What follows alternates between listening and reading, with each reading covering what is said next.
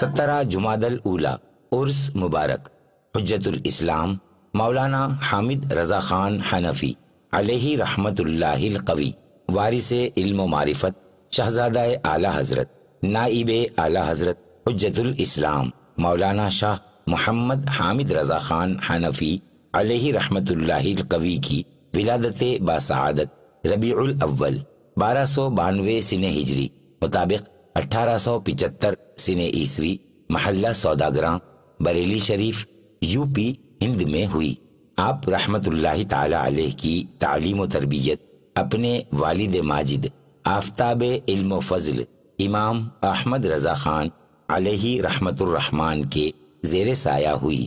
بیعت و خلافت نور العارفین سید ابو الحسین احمد نوری علیہ رحمت اللہ القوی سے حاصل تھی۔ آپ تمام علوم و فنون میں کامل دسترس اور مہارت تامہ رکھتے تھے۔ عرب و عجم کے بڑے بڑے علماء و فضلاء نے آپ کی فصاحت و بلاغت اور علم و فضل کی جلوہ سامانیوں پر داد دی، کلمات تحسین فرمائے اور اسناد سے نوازا۔ دنیائے اسلام میں آپ کی شخصیت عظیم مقام و مرتبے کی حامل ہے۔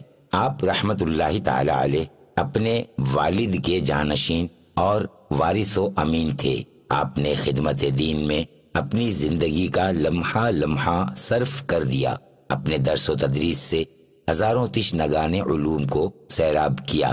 مفتی اعظم ہند مولانا مصطفیٰ رضا خان، شیخ القرآن علامہ عبدالغفور ہزاروی، مولانا حشمت علی خان محدث اعظم پاکستان، مولانا سردار احمد رحمت اللہ تعالی علیہم آپ کے اجلہ خلفاء و تلامذہ میں سے ہیں۔